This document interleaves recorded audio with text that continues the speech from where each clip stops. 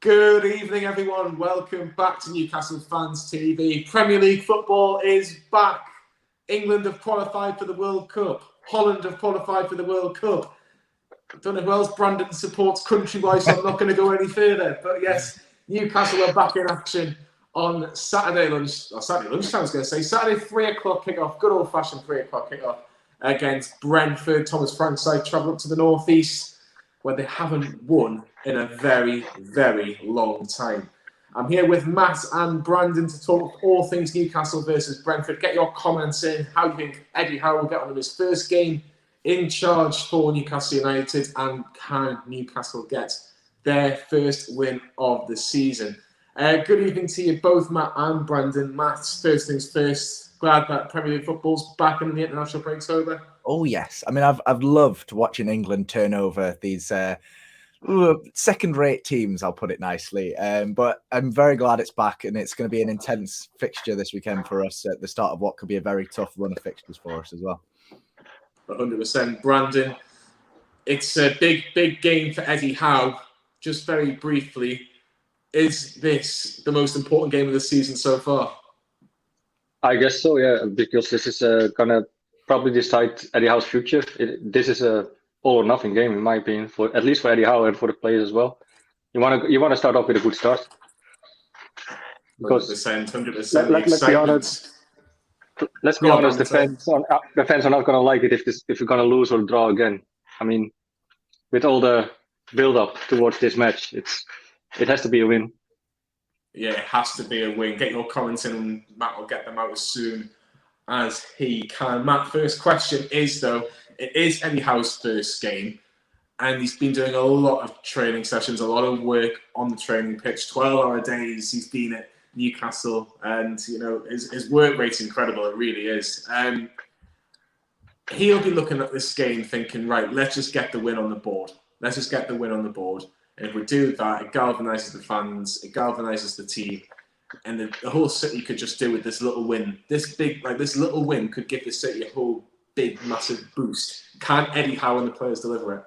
I bloody hope so. I bloody well hope so, because, you know, it's in front of a home crowd as well. First game in charge. He's had time to work with the players. It's not like he's been chucked in a couple of days before a game. He's had them out on St James's Park's pitch, training in the stadium as well as in the training ground. And he seems to put a lot more effort in than some of the previous managers we've had. And the players seem to be taking a liking to him, at least from the pictures that have been released by the club. Everyone's smiling, having a good time. There seems to be an optimism around the players, around the coaching staff that have come in, and around the fans as well. I hope St James's Park is going to be bouncing on Saturday. You know, regardless of the result, this is the start of a new era under a new manager. And hopefully we can start it off with 3 points and go into, you know, tough game against Arsenal, but then 2 6-pointers after that. And this in itself is a 6-pointer as well. Brandon, it was a close shave against Brighton last time out. What do you think Eddie Howe would have learned from that Brighton game under Graham Jones? That there's loads of work to do defensively and in the midfield. I think that's the crucial part as well. The midfield that's the connecting factor between our attack and defense, and that needs a lot of working. You might want to see some fresh faces in. Not sure, but I'm happy to be surprised. I'm open to be surprised. Matt, do we have any idea of what formation or what team Eddie Howe will put out against Brentford on Saturday? Because I'm looking at what he was doing at Bournemouth, because obviously that's the only way you can really look at it. I know he had a brief spell at Burnley, but he does like playing forward at the back, which is a good start. I prefer forward at the back. Yeah. But how do you see him getting all of our best attacking players on the pitch, but making it work? It's going to be a difficult one, because for me, it'll be difficult to start 2 strikers up front together, because realistically, besides Callum Wilson, we don't have an out-and-out number 9, apart from maybe Dwight Gale, that can slot in there with ease. You know, Saint-Maximin's been played out there, up there out of position a couple of times, but he's probably better sitting just behind the strikers or off them on the left or the right. So obviously, like you say, it's most likely to be a 4 at the back, flat back 4.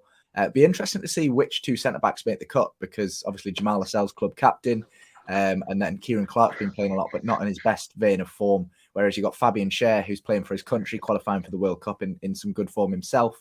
Fernandes, who's not been in the matchday squad for the last couple of games for what seems to be no reason.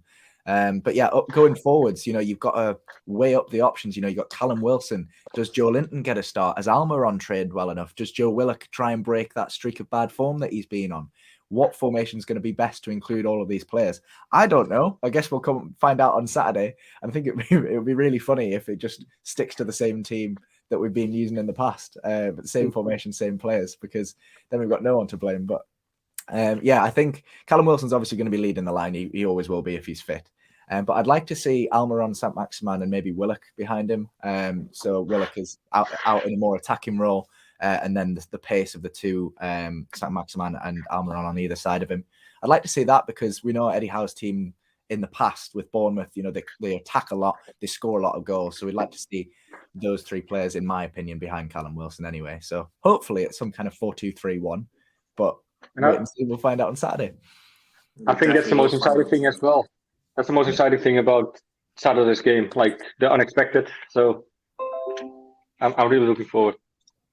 I think that was just Brandon getting a message what the team news is going to be on Saturday at around about 2:00. So he's already got it 2 days in advance. But you talk about Callum Wilson, Matt. 14 of his last 16 Premier League goals in the Premier League have been in the second half, which I find quite strange. I think that's quite a stat, considering I can think of 2 goals which were very recently in the first half. So it just shows that he's very, very alert all the way through. But one thing that does worry me is the defence, Brandon.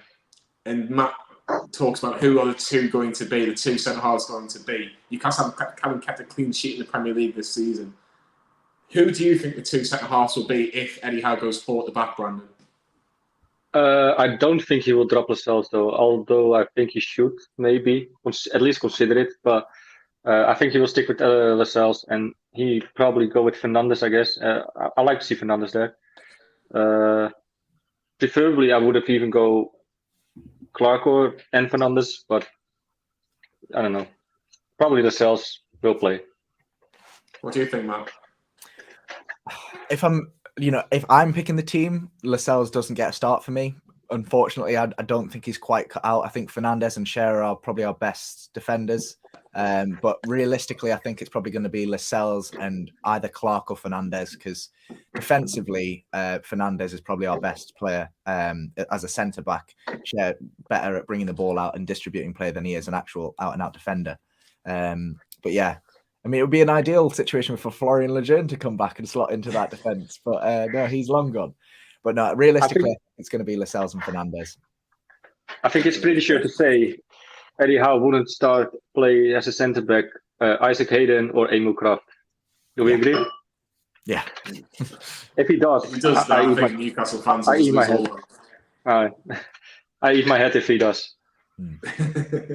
Newcastle could copy what Burnley and Norwich have done, and that's by getting their first Premier League win of the season against the mighty Bees, Brentford.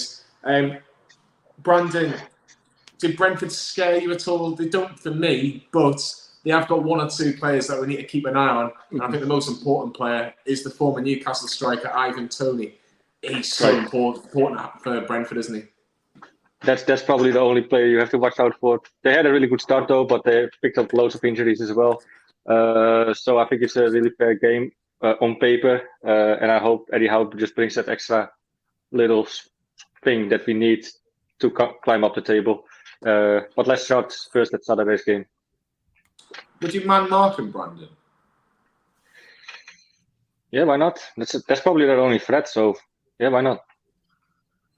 Matt, Newcastle conceded 49 goals to players who used to play for Newcastle in the Premier League, more than any other Premier League side. So surely it's written in the stars that Ivan Toney makes it number 50. He's got to be Newcastle's version of Callum Wilson, and how much have Newcastle missed a player like Ivan Toney, a player coming through the academy, but actually showing that he can make it at this level? Yeah, I mean, I've got a lot of respect for Ivan Toney. He came here, it didn't work out for him, but he's gone to a lower league. He's grafted and grafted and grafted, and he's gradually worked his way up to the top to being their best attacking threat. He's on the set pieces, the penalties, yes. But he had that fantastic season last year. I think it was something like 40 goals in the Championship or in all competitions last year for them, which is incredible. And they're such a dynamic attacking team at Brentford. We saw that early on in the Premier League, opening day of the season, beating Arsenal 2-0. It was fantastic. They deserved it as well. It wasn't a fluke. They absolutely earned that victory, and Ivan Toney's at the heart of that. He's only 5'10", but his physical presence on the pitch is ridiculous. He was going up against Ben White. Everyone was saying, why the hell have they paid 50 mil for Ben White? Ivan Toney's just made him look like a mug.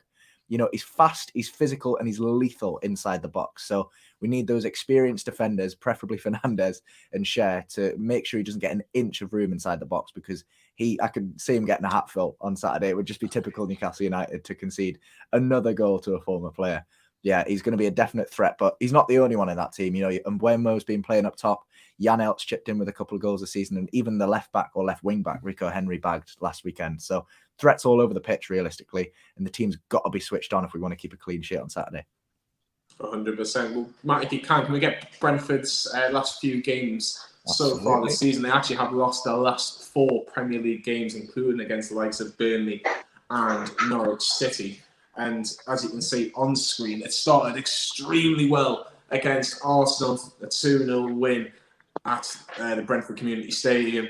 And Brandon, they have kind of hit a wall. Like we've mentioned, they've lost the last 4. They did get a win in the League Cup against Stoke, and their reward for that is a home game against Chelsea in the quarterfinals of the Carabao Cup. But they're not really coming into this game with any confidence. Was the international break a good thing for them, Brandon? Well, I think it's only good for regroup and maybe get some of the injuries coming back, but their list is long. But I guess, it's probably good to at least have some time and work things out together, because I don't think they have any internationals in their squad, much at least. So they had time to work on it and have a good preparation in before the Newcastle game. So yes, I would say so. But same goes for us. 100%, 100%. I was just going to mention that, but you look at the 3 wins they've got this season, Matt. Some big names, really, isn't it? When you look at it, so you look at Arsenal, on a bit of a resurgence. I think they haven't lost since August. West Ham, arguably the team that you don't want to face in the Premier League so far, and then a really good win at Molineux, a 2-0 win. And you talk about Mbeumo, him and Toney in that 3-5-2 formation. Make it really, really difficult for for any defence. And Newcastle's defence are going to have to be on song, really, to keep them quiet. In Mbeumo in particular, because he's one that was a real havoc in the Championship. He's been a bit in and out. He didn't play the last game against Norwich, so he'll want to prove something if he does start.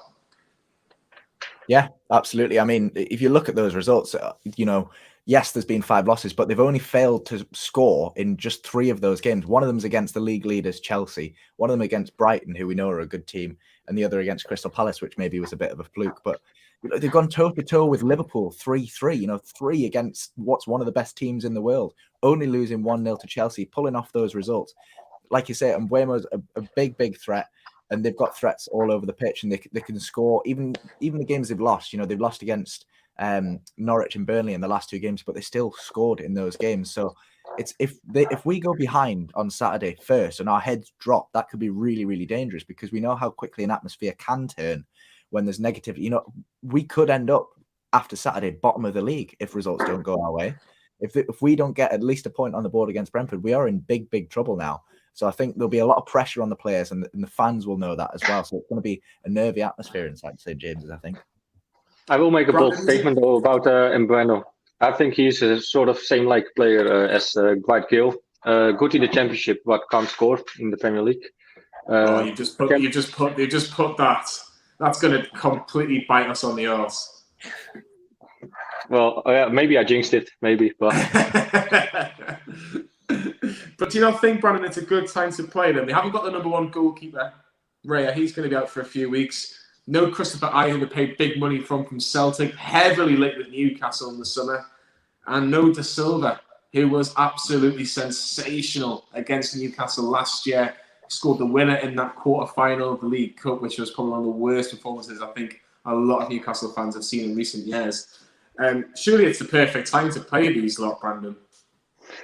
Yeah, like I said, they have loads of injuries and important ones as well. Same as Christopher Ayer as well.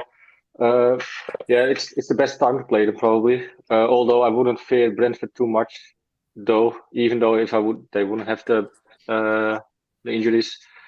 But yeah, I guess you're right. I agree. Yeah. Matt, Brentford have lost in the last 5 trips to St James's Park and they've conceded 7 in the last 3.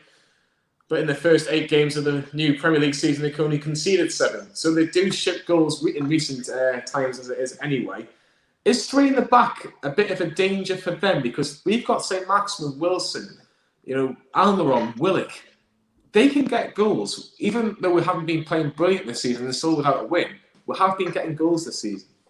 Yeah, no, absolutely. I mean, that formation that they set up against Norwich, the 3-5-2, it really didn't work for them in that game. And that was against a team that doesn't score a lot of goals in Norwich.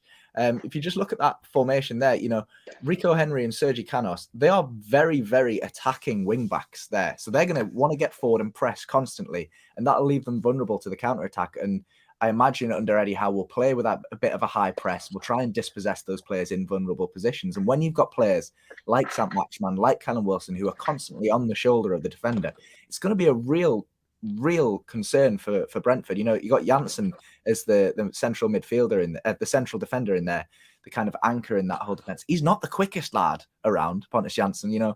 Had his time at Leeds, moved to Brentford, had a bit of success with them.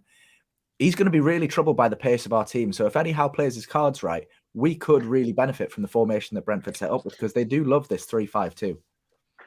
They really, really do.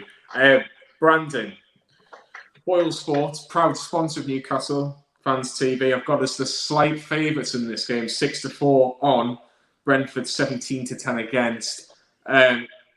9-4 is the draw, actually. So that's probably the favourite, to be honest with you. Well, probably in my opinion, is probably the one to go for. But Newcastle are the slight favourites. Do you think Newcastle are favourites into this game, considering Brentford have started the season pretty well? I do believe so. If you just look at the team's sheet on paper, you would pick always Newcastle as your team, right? And besides that, you probably have the new manager effect. So I think we have the better team, though. Although I fear Tony the most, but that's the only player I would probably pick from that team to play for our team, Ivan Tony, and that's it. Big statement, big statement. Let's get the Premier League table up if we can, Matt, because it is a massive game, as you both have rightly pointed out. Newcastle currently in the relegation zone, 19th in the Premier League table, as you can see on your screen right about now. Newcastle just above Norwich on goal difference by the barest of margins. Newcastle can't actually move out of the bottom 3, even if they do win on Saturday, but it does drag Brentford right back in it. Obviously, they're in 14th position on 12 points. Matt, I don't want to put this as a must-win game, but it's definitely a not must-lose game. But do you put it in the category of must-win game because of the fact that Brentford have lost their last 4? I mean, absolutely. I mean, the players will know that as well. Eddie Howe have made that crystal clear to them. You look at Brentford and they say, right, they've just lost against the team that are below us and the team that are just above us. There is absolutely no reason why we cannot go and beat Brentford. And if you get 3 points today, Arsenal after this, which is going to be a tough game in itself, but then you play Burnley and you play Norwich, both at home, like this Brentford game is. So this is really going to set the tone for the next 3-4 games, because if we get 3 points on the board, you catch in, depending on other results, you catch in Burnley on the same level points. And then after that, you could potentially get 6 points from that Burnley and those Norwich games. That's 9 points from the next 4 games, assuming that we lose the Arsenal game, given the form that they're in. That could take you up well and clear of that relegation zone if the teams around us don't get results as well. So they'll definitely be looking at that game as a must not lose. And I think a lot of those players will have it in their heads that they want to go out and take all 3 points, not get given them. They want to go and earn all 3 points on the pitch. So it's going to be a massive mentality game. The point I want to make as well with that, if we start having that winning mentality again, I think that's a massive thing. And that's why this game is so important. I'm really a believer of mentality and physics, even in sports. If you feel more comfortable, you feel like you're going to win a game, it's most likely to happen, though. If it's realistic, of course. If you're playing a Liverpool, it's probably different. But I think you guys know what I'm trying to say. If you have that winning mentality, you play the much easier, and everything is flowing. They're taking the piss out That of you. has been a theme in the comments. It has to be said from a lot of the Newcastle Fans TV members about here. I'm only here for Matt's tash. That just tells you how good or bad we are, to be honest with you, gents, tonight. just leaving the table on there. Apart from Leeds United, all the other teams play exactly the same time, which is, I don't know, is a good thing or a bad thing. Norwich at home to Southampton, Burnley at home to Crystal Palace, Watford at home to Manchester United, and Steven Gerrard's first game as Aston Villa manager's a home game against Brighton. Obviously, Leeds are away to Antonio Conte's Tottenham Hotspur on Sunday afternoon, 4:30 for that game. So it's going to be interesting to see what happens by end of play on Sunday evening, how far Newcastle are from the bottom three. Let's talk all things Newcastle. We've talked about Brentford far too long now. And Matt, can you even describe what Eddie Howe's first 11 is going to be? If you were Eddie Howe, in your opinion, who do you think he'll go with and what formation? Oof, if I'm Eddie Howe, if I'm that handsome, young, dashing new manager. Without the moustache. Minus moustache. I think Dubravka has to come back into the starting 11. That's one name I absolutely expect to see because he's back fit. You know, he's played, I think it was a full 90 for his country. I think he kept a clean sheet against Malta as well. So he's capable of being back in that starting 11. No disrespect to Darlow, but Dubravka categorically is our number one and has to come back into that team. And I think our defenders play better with Dubravka in that team. They're a bit more confident. They're a bit more assured because they know I can take a bit more risk because I know I've got a good goalkeeper behind me. They're not too nervous to play out from the back and take a couple more risks. I think Manquillo's probably going to be our starting right back. I'm sure you lads agree. He's pretty much earned his spot now, and Emil Kraft, for me, should be nowhere near that team. And Jacob Murphy probably isn't the best choice in a flat back four. I am interested. I know we've already touched on the centre backs, but I am really interested to see if Matt Ritchie plays, and if he does, where he's going to play. Because I think midfield. I think he might start in a left midfielder kind of role. Like if we are to play like a 4-4-2 or a 4-3-3, I think he might. That's his natural role as well. Yeah. And I really think Jamal Lewis could come back into the team. If not this game, he'll come into the team either against Arsenal or Burnley or Norwich. So I think that Matt Ritchie is going to be involved in the starting 11 because he's I think outside of the top big six teams, he's created some of the most chances in the league, even from left back. So if we utilise him a bit further up the pitch, we know the connection he's had with Callum Wilson at Bournemouth. So if he can provide a few more crosses into the box or pick out players like Saint-Maximin going forwards as well. Midfield is a tricky one. I don't ever want to see John Joe Shelby in a Newcastle shirt again. So he's going nowhere. Why? Do I really need to? He's why? The way his attitude has been this season. I've criticised him in the past, and he's come back and he's played well and he's answered his critics. But this season has been shocking.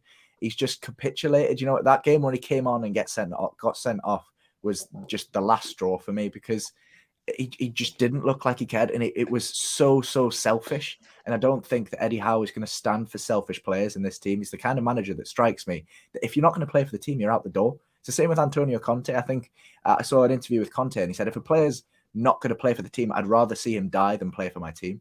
Like, that's the kind of mentality I want at this club. If you're not going to give 110%, the famous Neil Warnock clip, if you got to go and die to get 3 points. That's the passion.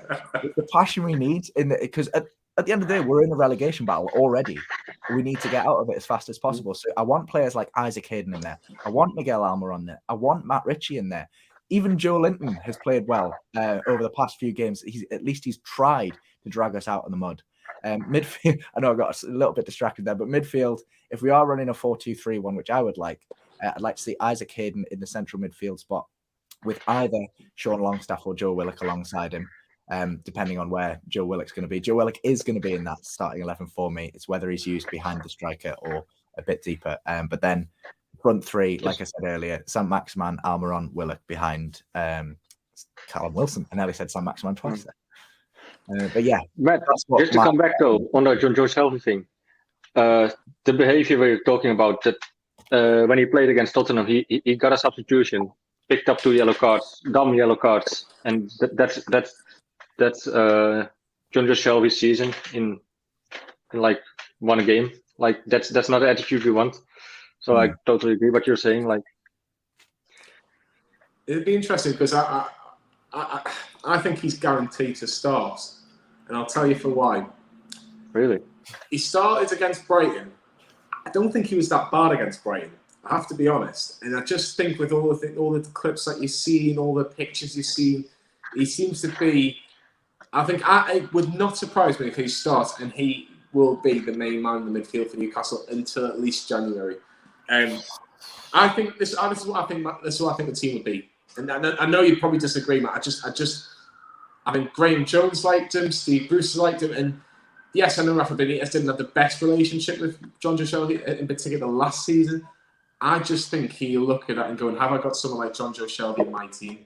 And I don't think Sean Longstaff at the minute is playing well enough to be that player. So I just think that's what will happen until at least January, until you can get a replacement in. But I think this will be I think I'm going to go with 4-2-3-1. That's what I hope he goes with. And I'm going to stick with Dubravka in net. I think you're right. I think Manquillo will get the nod. Manquillo, I would like it to be Manquillo, Fernandes, and Clark, just because Clark's a left-footed centre half, and I think Fernandes is a bit more reliable. But I do agree. I think the Cells could easily go into this back four. I still think Matt Ritchie will play left back. I still think he will, because Jamal Lewis has played left back for Northern Ireland for the last couple of league international duties. So he's played a lot of football. Can he play that amount of football so quickly? I'm not too sure. I think it will be Hayden and Shelby in the midfield too. I think your forward three will be Ryan Fraser. I think it will be Alan Saint-Maximin, and I think could be Joe Willock in the middle of the three, with Saint-Maximin Fraser either side of Callum Wilson up top. Now, Almiron is someone I'd like in that team, but again, he's played at national football, and how much football has he played in Newcastle in the last 3 or 4 days in terms of training sessions? Brandon, do you think Ryan Fraser will get more of a chance because Eddie Howe is now Newcastle United manager? It's about to see, because they were not on the best foot, or they didn't separate ways on the best foot, sort of. But I think they're both professionals in the end, and they probably have. Ryan Fraser wants to step over it, and Eddie Howe probably as well, because he don't want that negativity in his dressing room, so to say. So I think in the end he will definitely give him chances, and if he performs, he probably stays on. So yeah. Sorry, Brandon, it's just that comment there from Andrew. You should know better, Andrew. You should know better. You should know better. I just got a question for you, Jonny. Because you say you think Hayden and Shelby will play together in the midfield. Would you be open to have Hayden and Cher playing instead of Shelby? No, not for me. I don't think Cher is a particularly brilliant defensive midfielder. I really don't. Not in my opinion. I think the best of Fabian Cher is a three-man level 5 at the back, and you're playing 3 centre halves, because he is that little bit different. He would be our, if you like, Florian Lejeune. Will get the ball out and look to spray a pass a little bit. I'm not saying he's a natural centre half either, Fabian Cher. I think he's one of those players that has a couple of. I think you're a little bit hard on him, to be fair. I don't necessarily not. If you look him play in the Swiss national team, he is sometimes man of the match. So that says something. I completely understand where you're coming from. I do think there's a genuine question why he's not getting more of a chance, but I just think from what I've seen in a Newcastle shirt, you can't trust him in a 2-man centre half unless we're desperate need. Can you trust Jonjo though? Sorry? Can you trust Jonjo though? I trust Cher more than Jonjo. I can completely take that point, but I think with Shelby, I just think under a new manager, maybe kind of almost a newer role, you might want a newer role out with Jonjo Shelby in the future. Will Eddie Howe? So it's an interesting debate. I don't know where you want to come on this, Matt. Do you think that Eddie Howe can trust a Jonjo Shelby in Newcastle's midfield? It is an interesting one, because having said what I said about him striking me as the kind of person that won't take those type of personalities, I do kind of agree with everything you said, Jonny. I can see him being the main man. It's whether he earns that trust with Howe. It's whether what he does in training, how he performs on the pitch. You know, if he comes in, if he does start against Brentford and he grafts, like if he comes in and tries to play his best football, I'll have no complaints. But it's when he comes onto the pitch, he walks around, he doesn't defend, and he just sprays these Hollywood passes that have no intended target just because he can. And then, like that free kick against Brighton, floating into back. If his head's screwed on, he shoots. Like if he's got, if Eddie Howe's in charge of that game, I dare say he's running up the touchline and screaming at Shelby to shoot. Like Pardew did with was it Kabay back in the day? Like, so he said he did. I'm more than willing to let Jonjo change my mind about him, but I personally wouldn't be able to trust him in that midfield because he can switch off, and he does switch off willingly, leaving players like Hayden vulnerable, who we know can't cover the entire midfield by himself.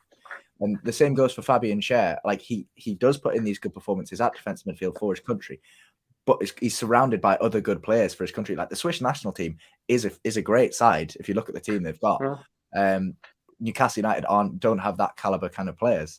Sorry, mate. No, go on. I just want to clarify real quick. I wanted Jonjo to do well as well. I wanted to succeed and be the championship player that he was, like how he played there. I wanted to do that in the Premier League, but at this moment, I don't really trust him. Like just his behavior, and okay, maybe he played already at Brighton, but for the rest of the season, what have he done? Schär didn't get a look in. I mean, I think he deserves a chance.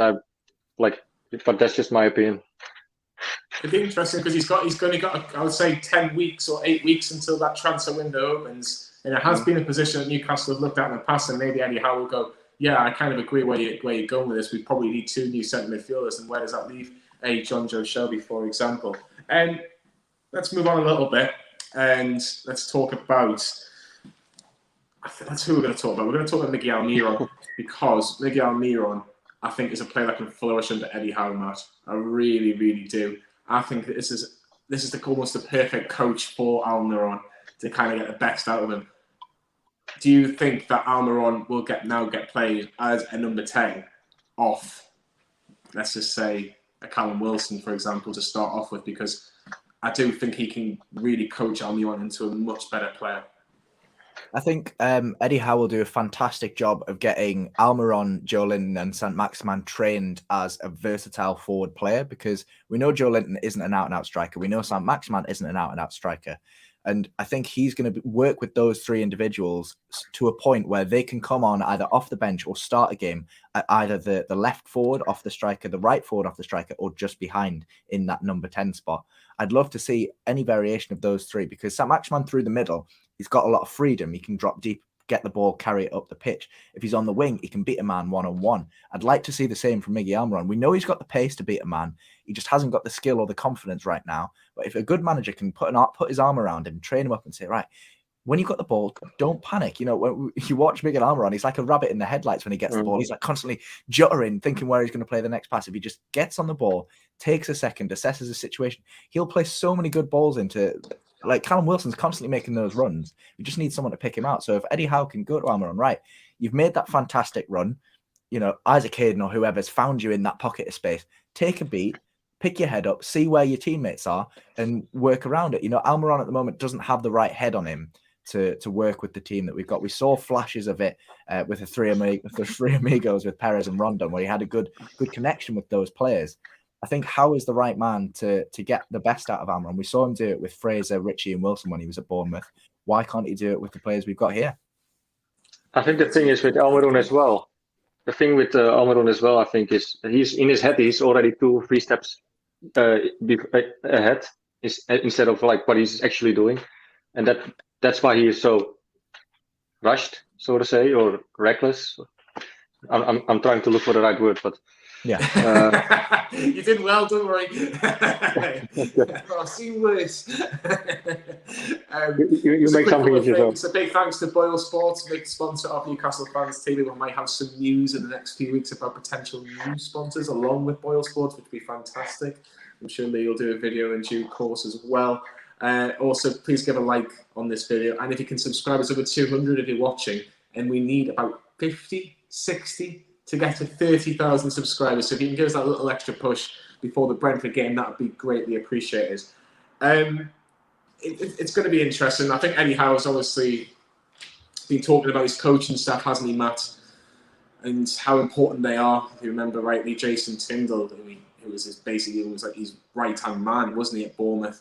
He actually had a brief spell at Sheffield United, did Jason Tindall, just to give Paul Heckingbottom a hand with basically picking the team as Chris Wilder left got forced out by Abdullah. But he's a very experienced. Eddie Howe trusts him in particular, Matt, and I'm sure he'll have a bit of a stay on the training field. We'll see a lot of pictures of him as well.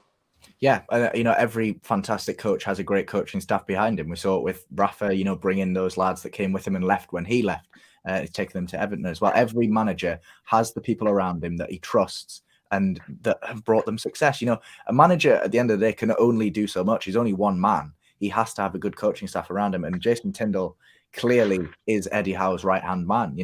We don't understand how much work goes in behind the scenes because of these coaches. They're doing the day-to-day. They're working like hands-on with the players to get the best out of this team. Eddie Howe can only do so much without the people around him that he wants. If he was working with Steve Bruce's coaching staff, he wouldn't get the desired response out of his players. He's brought in people that he trusts, and that's essential to making this team better. So I'm delighted that it's happened as quickly as it has, because I was afraid that it was going to drag on and on and on before they came in. But yeah, so I'm delighted to see that that's happened, and hopefully they've had the time to work with the players and shape the way the game wants to be played under this new coaching staff. The pictures of the training as well, though. The Tindall, he looks intense. Like he knows what he's doing, but he looks really intense. I don't know what it is. That's probably what we need, but that's just something that caught my eye. He's not messing around. As many intense looks on Saturday. Hopefully he's celebrating arm in arm with Eddie Howe. I think that's either Lee or Sam in the comments say we'll do a 30k live Q&A. Why not? Give us that subscription and you will get what you want. You will get a 30k Q&A. You can ask us anything you like. Except what? You might even get a song of Freddie Mercury next to me on the screen here. What about that? Save the karaoke for when I've had a few. Brandon, you're going to Cozy Joe's, by the way. Cozy Joe's. Say that again.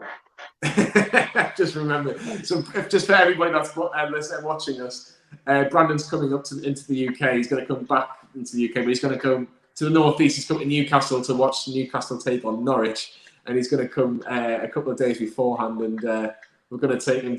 Get in the comments where you think the best places are in Newcastle to take Brandon.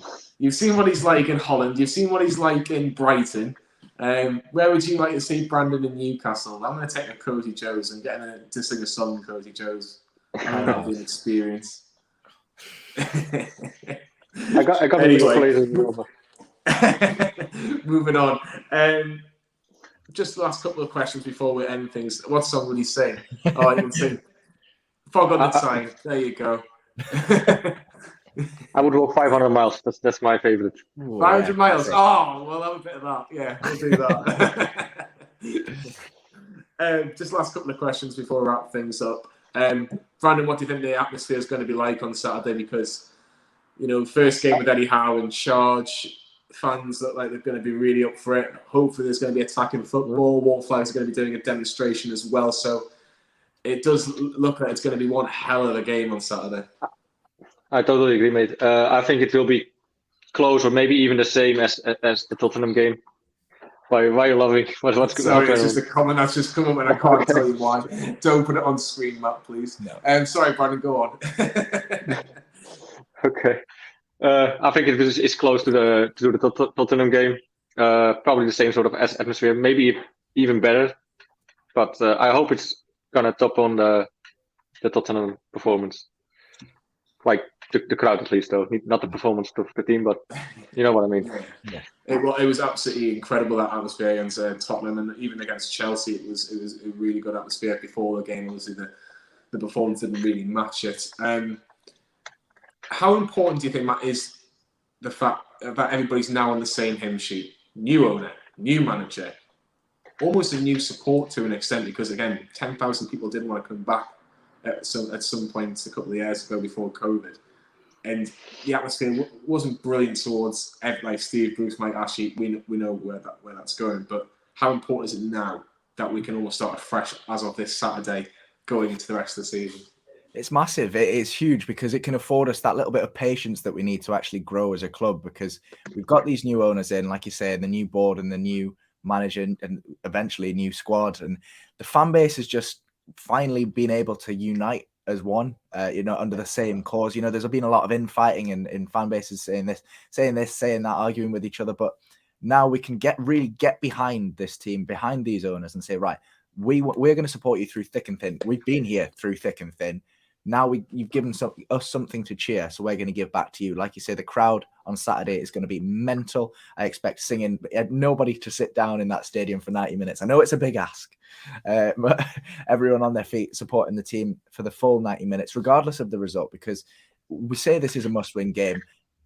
Someone asked in the comments before, what happens if we lose? Well, if we lose, we move on to the next game and we try and get 3 points from that one. We've got to stay behind this team. And now that there's less toxicity surrounding the club, that's stemmed all the way from the top. The owners, through the manager, through the players, down to the fans. There was just a toxic thing going on at this club.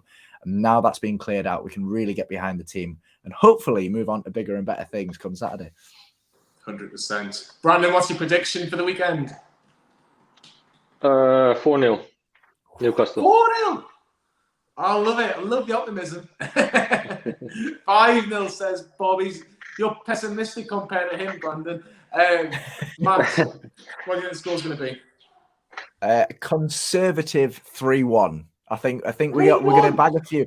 I'm really, really confident for once. Usually I'm pessimistic and I say, 1-0 or 0-0 or whatever, but I really, really am confident and I'm going to get crashing back down to it. I just got a feeling Jonny is going to be pessimistic. I just see it on his face. Yeah, I do think Newcastle will win. Okay. But I think it'll be a very nervy 90 minutes. I think it'll be 2-1 to Newcastle. I think Newcastle will win. I think we'll go 2-0 up, and I think Tony might score with about 5 minutes to go, and I think it might be the longest 5-10 minutes of Newcastle's recent history. But hopefully Newcastle can get over the line. They really need to. They need those 3 points against the Brentford side that aren't really performing at the minute, especially with the results. How can it not be 4-0? If you're playing more attacking football, it has to be this way. Come on. Newcastle can't keep a clean sheet. That's why. if you play Dubravka, I promise you we will. Anybody's. Well, hopefully. I think we can all agree we want to see Dubravka in net on Saturday afternoon. This is where I think we'll leave it, guys. Subscribe to Newcastle Fans TV. We are so close to 30,000 subscribers on YouTube. Come on, help us out. Get us to 30k by Saturday. That'd be fantastic. Give this video a like. And a big thanks to Boyle Sports as well, our main sponsor. Make sure you click their website as well because they've got some fantastic offers for Newcastle versus Brentford and all the other Premier League games over the weekend. Thank you very much, Brandon. Have you enjoyed it? For sure, always. I always enjoy being on. Sure. Good man. Good man. Did you enjoy it? You're going to sing us out? I've been called a lot of names, but I'll take Freddie Mercury this week. I will tell you though, I wish I could grow a mustache like Matt. Really. Oh, stop it. I'll leave you to somewhere else, I think. Remember, on Saturday, we've got all the videos as well for Newcastle Brentford. There will be a live watch along, there will be a match reaction, there will be a last word as well. Newcastle Fans TV is the place for all your reaction videos for Newcastle versus Brentford. And then we'll see you on Saturday as well. So like and subscribe to Newcastle Fans TV, and we'll see you all very soon.